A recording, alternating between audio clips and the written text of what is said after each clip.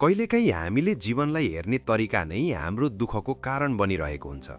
हामी सधैँ दौडिरहेका छौँ, कसैको लागि, केहीको लागि, कहिल्यै नआउने कुनै पूर्णताको लागि। तर अब कल्पना गरौँ, यति बुद्ध आजको जमानामा जन्मिएका भए, राजकुमार होइन, एक सामान्य विद्यार्थीका रूपमा कसरी हुन्थ्यो उनका यात्रा, कसरी हुन्थ्यो उनका सङ्घर्ष, र हामी आजका विद्यार्थीहरूले के सिक्न सक्छौँ? आजको यात्रा यिनै प्रश्नहरूको सङ्गतिमा सुरु हुन्छ। 1. जन्म सामान्य परिवारमा, शिक्षा, अपेक्षा र लक्ष्य। आजको सिद्धार्थ नेपाल, भारत वा संसारको कुनै सहर, गाउँ वा टोलमा जन्मिन्थे। पितामाताले उनलाई राम्रो पढेर राम्रो करियर बनाएर राम्रो समाज बनोस् भन्ने चाहना राख्थे।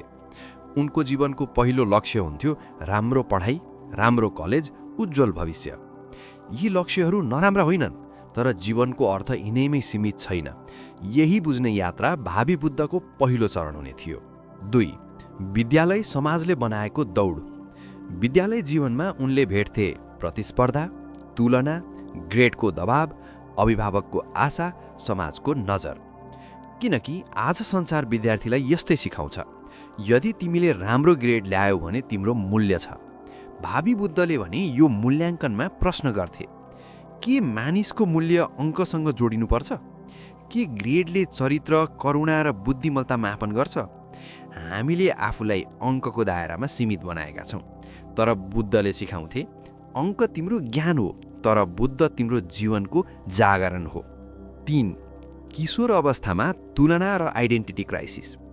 किशोर अवस्थामा उनले भोग्थे कोही साथी अरूभन्दा राम्रो, कोही लोकप्रिय, कोही धनी, कोही टप विद्यार्थी, कोही नेता, कोही एथलेट, र आफूलाई तुलना गर्दै सोध्थे, म को हुँ?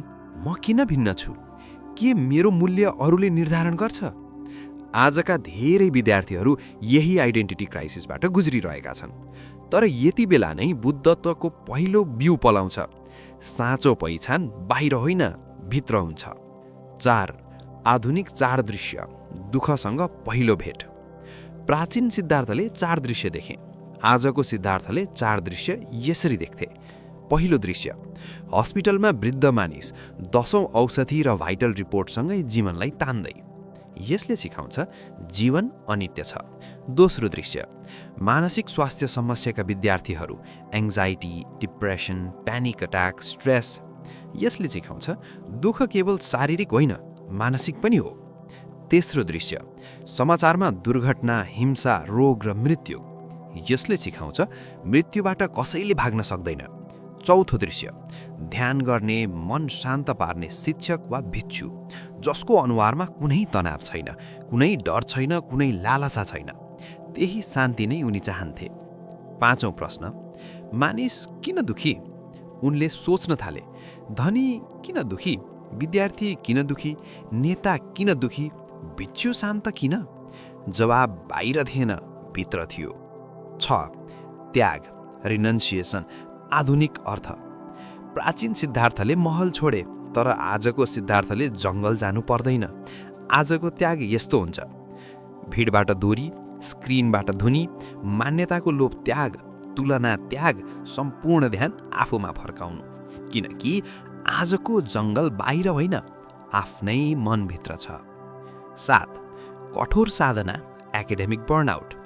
प्राचीन कालमा सिद्धार्थले अत्याधिक तपस्या गरे।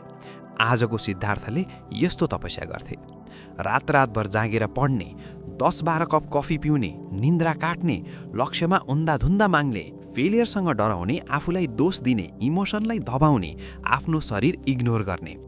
अन्तिममा उनी थाक्थे, शरीरले पनि र मनले पनि।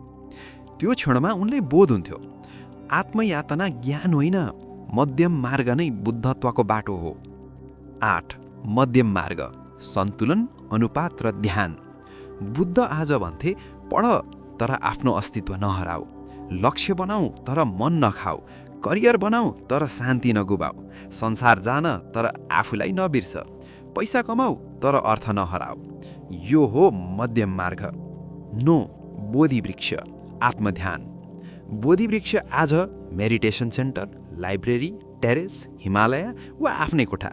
त्यहाँ बसेर उनले सामना गर्थे भयसँग, चाहनासँग, अहङ्कारसँग, कमजोरितासँग, ईर्ष्याबाट, मोहबाट, मको भ्रमबाट र अन्तिममा उनले भेटे साँचो शत्रु मारा। 10. आधुनिक मारा। आजको मारा जादुगर होइन, आजको मारा यस्तो छ। TikTok scrolling, dopamine addiction, approval addiction, comparison syndrome, procrastination, ego, consumerism, overthinking, self doubt, fear of failure, FOMO, loneliness. मार बाहिर होइन, मानिसकै मनमा बस्छ। 11. जागरण, दुःखको जड पहिचान। बुद्धले 3 सत्य देखे। सबै चिज बदलिन्छ, अनित्य। सबै चिजमा असन्तोष छ, दुःख। स्थायी म छैन, अनात्मा। दुःखको कारण चाहना हो, त्याग नै मुक्ति हो।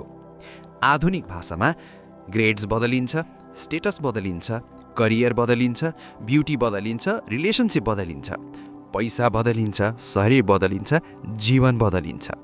जो बदलिन्छ त्यसलाई आसक्तिले समात्दा दुःख हुन्छ, छोड्दा शान्ति हुन्छ। 12. शिक्षक, कम्प्यासनेट कम्युनिकेसन। जागरणपछि बुद्ध शिक्षक बने।